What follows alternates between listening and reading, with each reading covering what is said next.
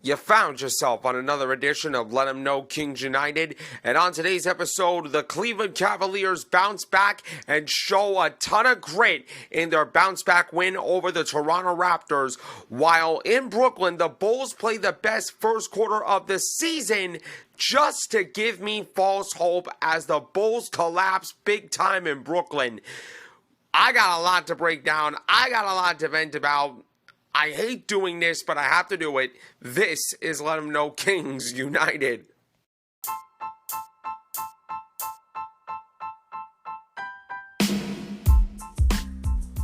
And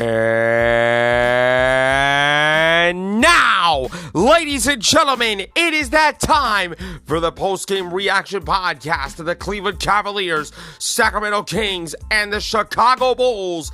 This is Let 'Em Know Kings United.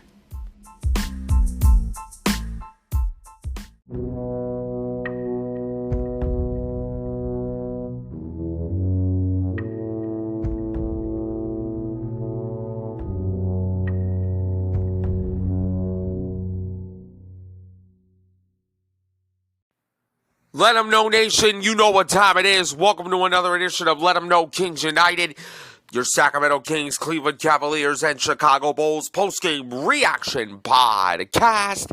And I'm your host, Carlo Weisberg. Thank you so much for tuning into today's show. And you can find Let 'Em Know Kings United, which is 100% completely free and available on Amazon Music, Google Podcasts, iHeartRadio, Radio Public, Spotify, Pandora, and wherever else you want to listen to the show.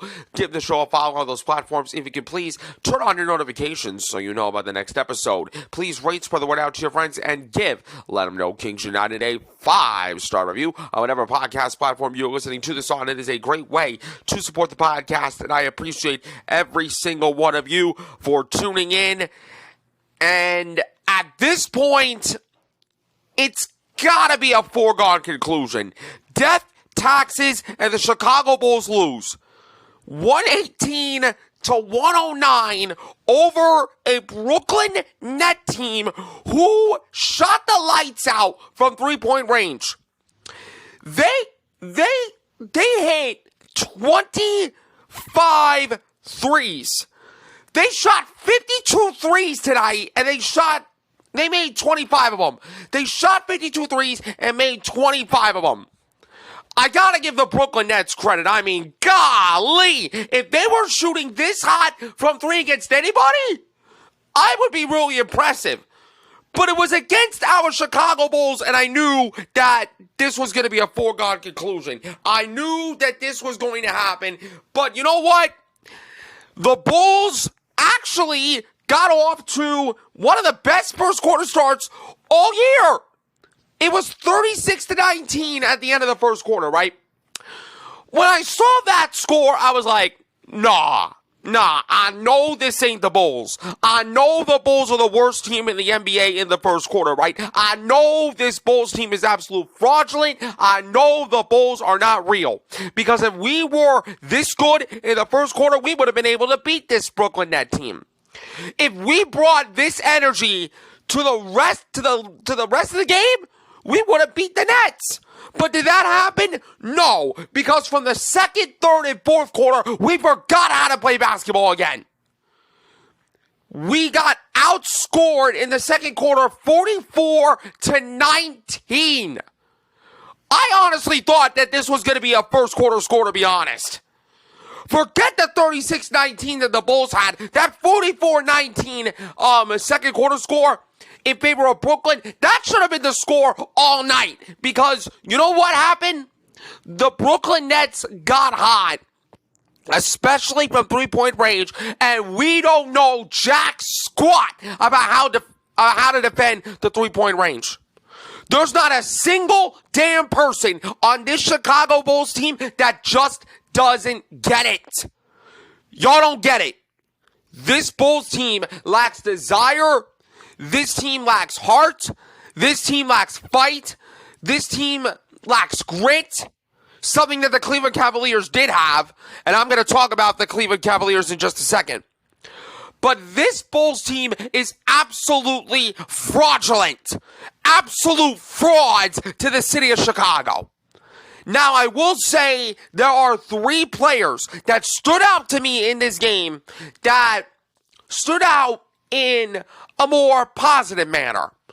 And I barely have anything positive to speak about the Chicago Bulls, all right? But there are 3 players to me that stood out in a positive way.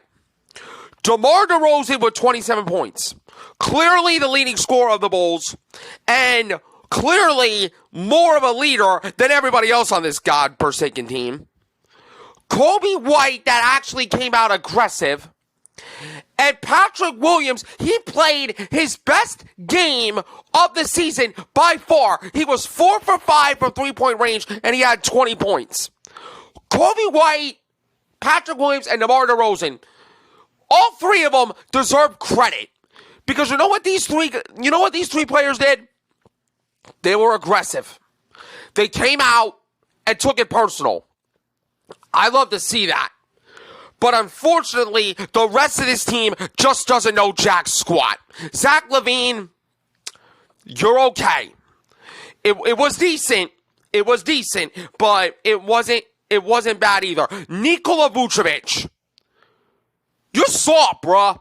You are the softest center in the NBA right now. When you are with the Orlando Magic, you are an absolute problem. You are an absolute problem. You are a dual threat with the Magic. You are getting inside and you are shooting a lot of threes. Maybe because you had Aaron Gordon on your roster. But now that you don't have Aaron Gordon, now that Aaron Gordon is thriving in Denver, what do when you get in Chicago? You had one good season last year and now you're one of the softest centers in the NBA right now. I don't know what your problem is, Nikola Vucevic, but you are disengaged, you are soft as hell, you are no longer conditioned. You just don't belong in Chicago, to be honest. You don't. But apparently, this front office is like, let's run it back. Let's run it back. We had a good season with the core last year. Let's run it back. You know what? This front office is absolute garbage, and it doesn't even surprise me at how we lost this game. It doesn't surprise me. Yeah, I was shocked that we had a 36-19 first quarter, but you know what? Who am I kidding? This is the Bulls. We are no longer good enough to have these quarters in a consistent basis. We might have a good first quarter, but we haven't played a complete 48 minutes. There's no mentality of this team, and there's no heart. There's no fight. There is no passion. There is no heart. There is no grit. Alex Caruso being out of this game was a big part of it. But quite frankly, the mentality of this team is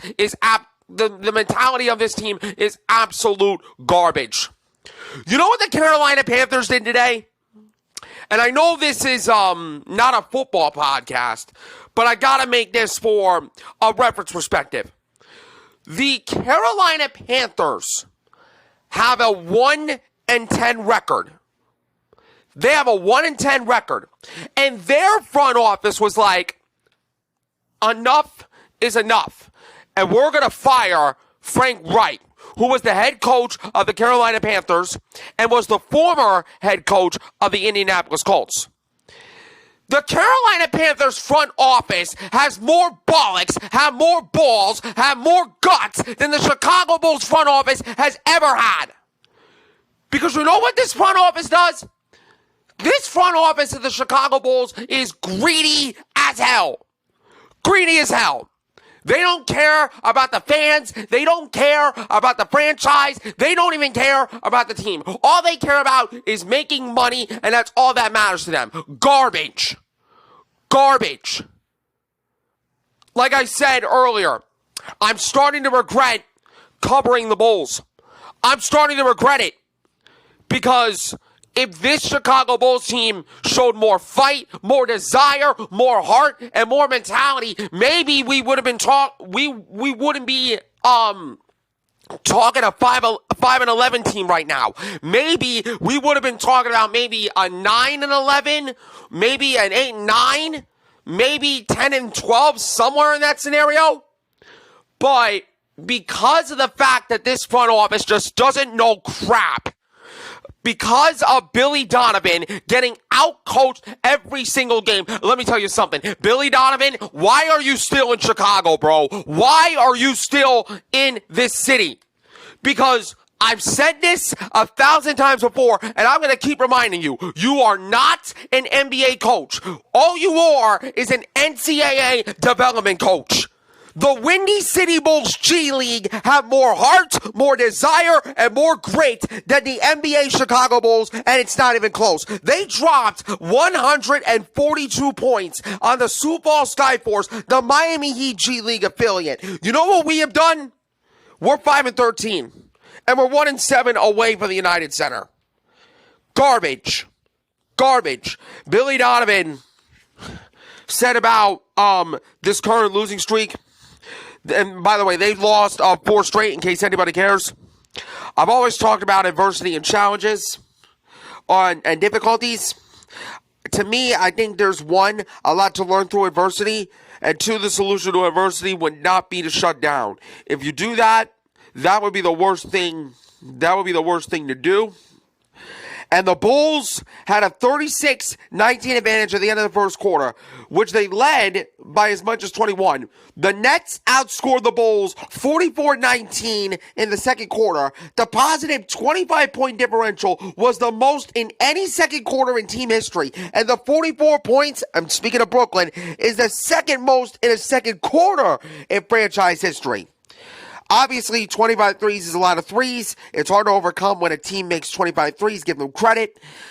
There were shots that they made through good ball movement, good offense by them to find those other shots that we probably didn't communicate well enough and didn't contest well enough. So it probably lies somewhere in the middle there. I know there's a lot more that we could have done. Billy Donovan, I don't know why you're coaching. I don't know why. You got to go, bruh. You got to go. Vucevic, you gotta go. Zach LaVine, you gotta go. DeMar DeRozan, I think you can stay.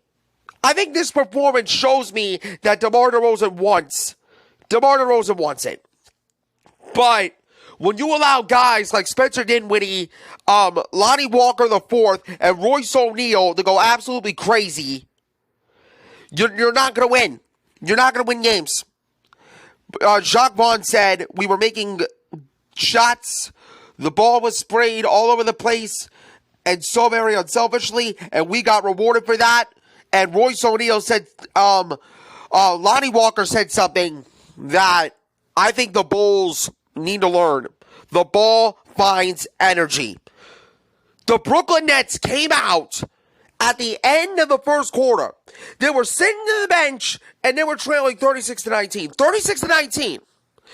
And the Brooklyn Nets were like, this is okay. They hit us in the mouth. Let's go punch them in the mouth. We know that they're not going to respond. We know that this Bulls team is pathetic. We know that this Bulls team is absolute garbage. Let's kick their ass. And guess what? They did kick their ass. The Brooklyn Nets look good in the last 3 quarters that the Chicago Bulls had all year. There's no leadership. There is no heart. There is no fight. There is no desire. And any hope that any Bulls fan had after a 36-19 first quarter by Brooklyn, it was absolutely false. It was absolutely false. And honestly, Brooklyn deserved to win this game after a 44-19 second quarter. As soon as I saw that, I was like, game done. Game done. Another brutal performance, another embarrassing performance by the Chicago Bulls, and it wasn't even close. The Bulls shot 48% for the field. Brooklyn shot 49%. The three-point percentage, 47% from three-point range, 25 threes for the Brooklyn Nets, 37% for the Chicago Bulls, 12 of 32. The rebounds, the Bulls won that battle 40-39, but the steals 7-3 in favor of the Brooklyn Nets. The turnovers were 11 apiece. The points in the paint were 34-30 in favor of Chicago. But who gives a damn if you're not shooting, if you're not defending the three-point ball? And the hot three-point shooting of the Brooklyn Nets beat the heartless and passionless Chicago Bulls. And the bench didn't even show up. So I'm not even going to talk about the bench. But I do want to talk to the players who mattered. DeMar DeRozan, 27 points. He led the Bulls in scoring with 6 rebounds and 6 assists. Patrick Williams played his best game of the season with 20 points, 4 rebounds. He was 4 for 5 from 3-point range. He had a plus-minus, a plus 14. Kobe White had a plus-minus, a plus 7, 23 points. With 5 rebounds and 4 assists. Zach LaVine finished with 20 points, a plus-minus, a plus 1, which is absolutely dreadful, but you know what, I'll take it, but, 6 rebounds, 4 assists. Nikola Vucevic, 6 points, 9 rebounds, 5 assists. You gotta get involved, bro. You gotta get involved on offense or you gotta get the hell out. The bench unit. I can go all night long roasting the bench. Torrey Craig, minus 25. Andre Drummond, minus 11. Javon Carter, minus 17. Ayo Dosunmu, minus 21. The bench unit was absolutely pathetic. Absolutely pathetic, disgusting, terrible, lifeless. The starters wanted it more than the bench tonight. Actually, 4 of the 5 starters wanted it. Actually, 3, because DeMar DeRozan, Zach LaVine, DeMar DeRozan, Patrick Williams, and Kobe White, outplayed the entire Chicago Bulls as a team. Spencer Dinwiddie for Brooklyn, 24 points, 5 rebounds, 7 assists for him. Royce O'Neal, 20 points. He was 6 for 10 from 3-point range, 9 rebounds and 4 assists. Off the bench, Lonnie Walker IV. He was a sleeper pickup for the Brooklyn Nets, and boy, is that man delivering. He had a plus-minus, a plus 23, 20 points with a rebound, 6 for 10 from 3-point range. The Brooklyn Nets, this was a get-right game for Brooklyn. At this point, the Chicago Bulls are a get-right team. A get-right game for every single team in the NBA. And the Brooklyn Nets came out and they did what they were supposed to do. They were on fire from 3, and the Bulls couldn't stop it. As far as the Bulls, this team's not going to go anywhere. This team is not going anywhere. I know damn well we are going to lose against the Boston Celtics tomorrow. So, either fire Billy Donovan, get a new front office, or I'm going to continue to say the same thing until somebody proves that they're doing something. Because like I said before, the Carolina Panthers front office has more heart than the Chicago Bulls front office has ever had. At least the Carolina Panthers are making a change. Why can't the Chicago Bulls do it? I don't know. There was no heart, no grit, no fight for the Chicago Bulls. But those same 3 qualities imply to the Cleveland Cavaliers as they got a hard-fought, well-earned, gritty win over the Toronto Raptors in the second game of a back-to-back. We're going to talk about that when we come back on Let 'Em Know Kings United.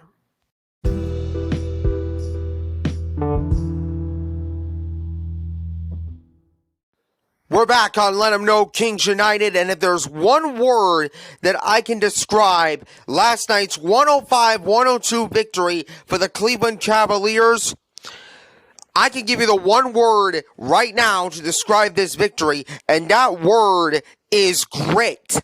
I would say resilience, but grit is a very key word to describe the 105-102 victory for the Cleveland Cavaliers as they got themselves back on track, back in the winning column, and having some big momentum going into Tuesday's game against the Atlanta Hawks, which is going to be a very critical game to potentially decide the wild card spots in the NBA in-season tournament potentially. So that's a big storyline going into Tuesday's game for the Cleveland Cavaliers against the Atlanta Hawks. But I want to talk about last night's win for the Cleveland Cavaliers over the Toronto Raptors. First and foremost, it was all Toronto Raptors in the first half. Toronto, at points, got whatever they wanted. It was almost like the Cavs didn't learn from the Lakers game yesterday. Like, I know at one point I saw Pascal Siakam get open on a back screen that's because the Cleveland Cavaliers did not do a really good job at communicating. I think the communication and the execution was very poor in the first half.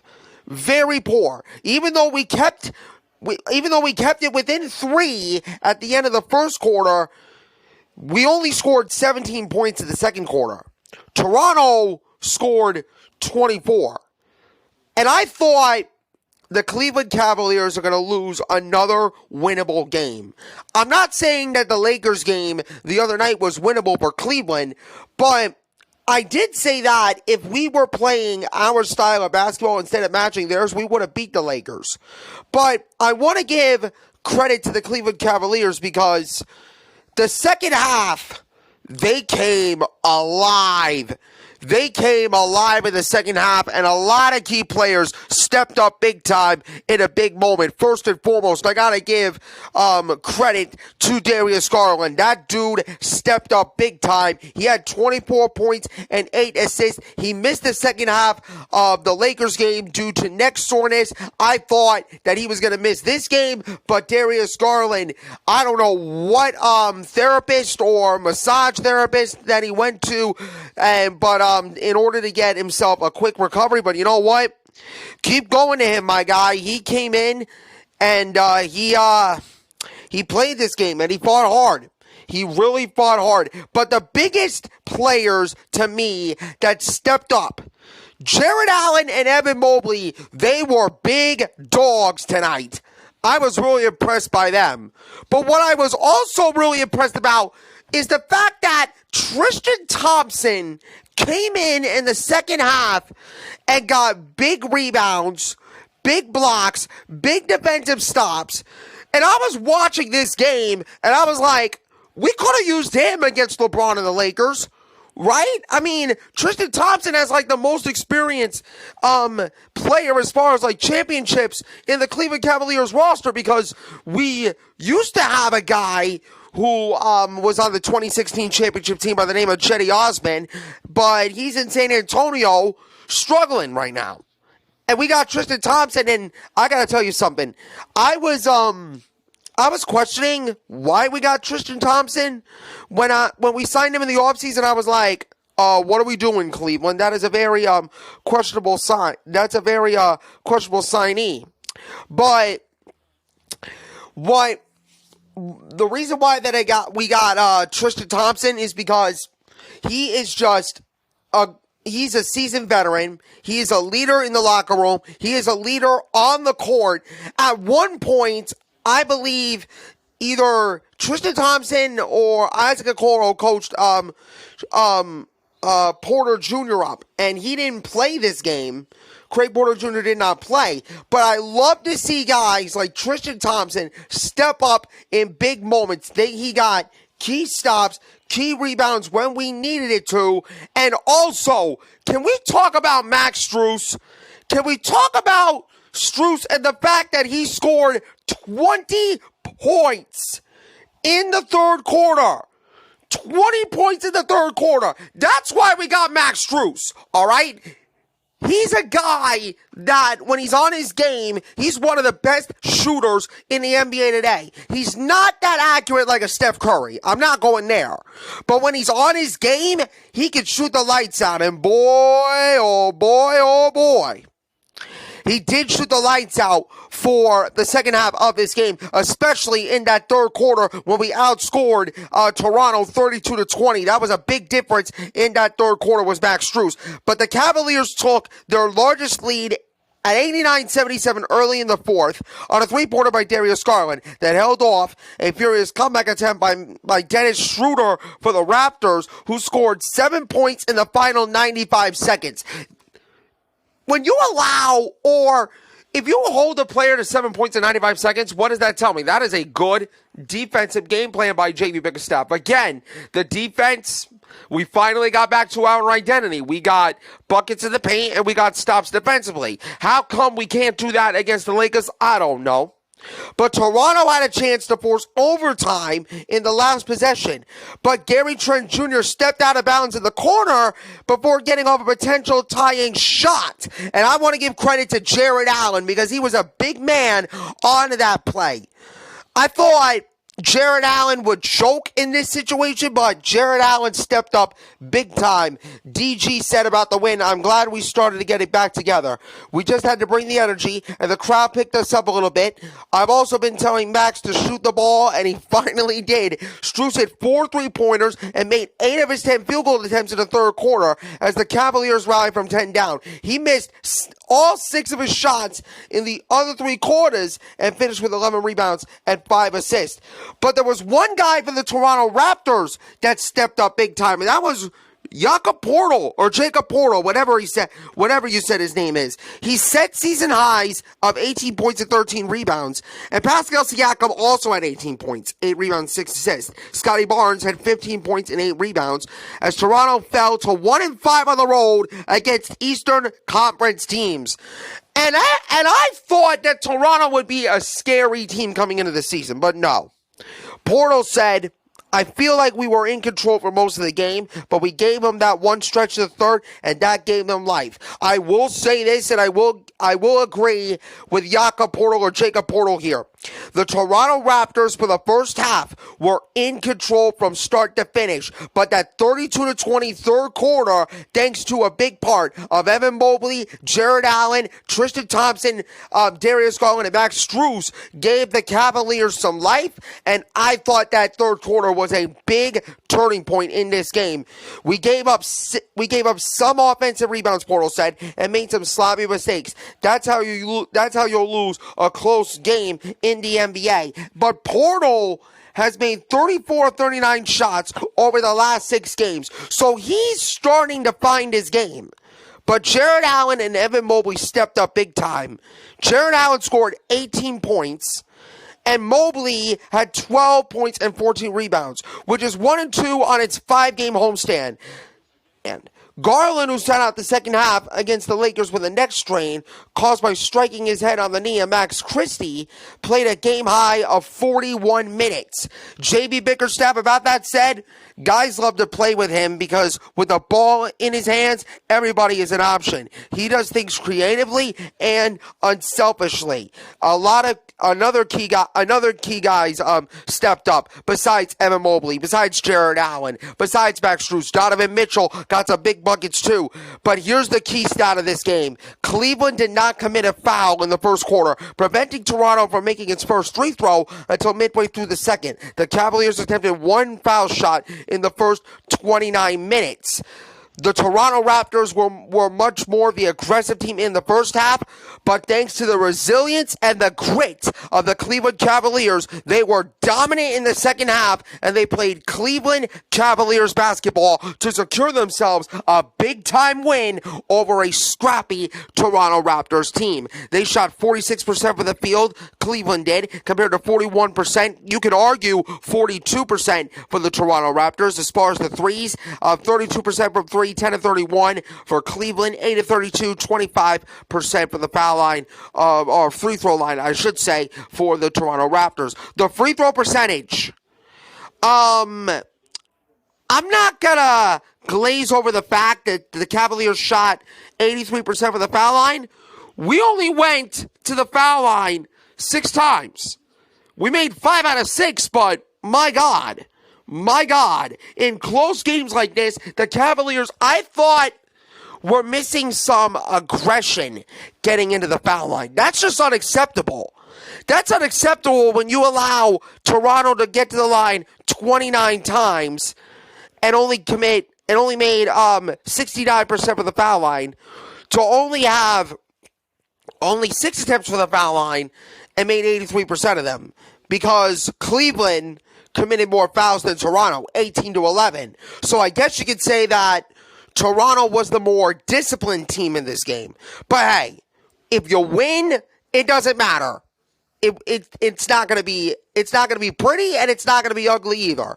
But either way, for Cleveland, a win is a win, and I'll take it as it comes. The rebounds, Toronto's slight edge, 50-49. Offensive rebounds, though, 17-12 in favor of Toronto. The assist numbers, 29-17 in favor of Cleveland. The turnovers, Cleveland 14, Toronto 12. The fast break points, 23-12 in favor of Cleveland. The points in the paint, 58-50 in favor of Cleveland. The Cleveland Cavaliers got back to their identity in getting points in the paint. The blocks were 5-3 in favor of Cleveland, but the steals 9-2 in favor of Toronto, because the ball handling for Cleveland was sluggish at times, and also they've been turning the ball over at some points in this game. As far as Toronto, Pascal Siakam and Jakob Poeltl led the Toronto Raptors in scoring. For Poeltl, he finished 18 points with 13 rebounds, 2 assists, 2 steals. Pascal Siakam, 18 points, 8 rebounds, and 6 assists with a steal and a block. I felt like we did a really good job of containing OG Anunoby. He finished with 11 points, 7 rebounds, an assist. He was 2 for 5 from three-point land. Dennis Schroeder finished with 15 points, 2 rebounds, 4 assists, and 2 steals. Off the bench, Gary Trent Jr. was trying to be a spark plug for Toronto with 13 points, but unfortunately for the Raptors, they came up short on that end. As far as the Cleveland Cavaliers, Max Strus, 20 points, 11 rebounds, 5 assists, a block. He was 4 for 9 from three-point range, shot 8 for 16 for the field. Darius Garland finished with 24. He also had 8 assists and 2 rebounds. Evan Mobley, 12 points, 14 rebounds and assists, another double-double for him. Jared Allen, 18 points and 4 rebounds. Donovan Mitchell was only held to 10 points and 5 rebounds, 4 assists, and he shot 4 of 17 for the field, 0 for 5 from 3. That's not good for a scorer like Donovan Mitchell, but it was good to see players like Strus, Garland, and Mobley step up big time for the Cleveland Cavaliers. And Tristan Thompson off the bench, he was fantastic. I know he scored only 4 points, but his plus minus was +7, and he got 4 big rebounds. 4 big rebounds, all of them offensive, to get second chance opportunities for the Cleveland Cavaliers. That's how you play winning basketball in the NBA. And now, because of this win, we are 9-8. The Cavs are 9-8, and they are back on track going into a big-time in-season tournament matchup at home against an Atlanta team that has Dejounte Murray, Trae Young. Atlanta has given us problems the last few years since I've been watching Cleveland, so I know already that Atlanta will play us tough. But we bring that same energy at home at Rocket Mortgage Fieldhouse, in the best court in the NBA in-season tournament. Not only are the Cavs have an opportunity to get themselves a big win, but they will also potentially secure themselves a wild card in the NBA in-season tournament. So a lot's on the line. It's going to be a playoff-type atmosphere at Rocket Mortgage Fieldhouse. But hey, I'm all for it. That's going to do it for today's edition of Let 'Em Know Kings United. You can find this show on Amazon Music, Google Podcasts, iHeartRadio, Spotify, Radio Public, Pandora, and wherever else you want to listen to the show. Give the show a follow on the platforms. If you can, please turn on your notifications so you know about the next episode. Please rate, spread the word out to your friends, and give Let 'Em Know Kings United a 5-star review on whatever podcast platform you're listening to this on. I'm Skylar Weisberg. I thank you all for tuning in, and I will see you right back here for another episode of Let 'Em Know Kings United.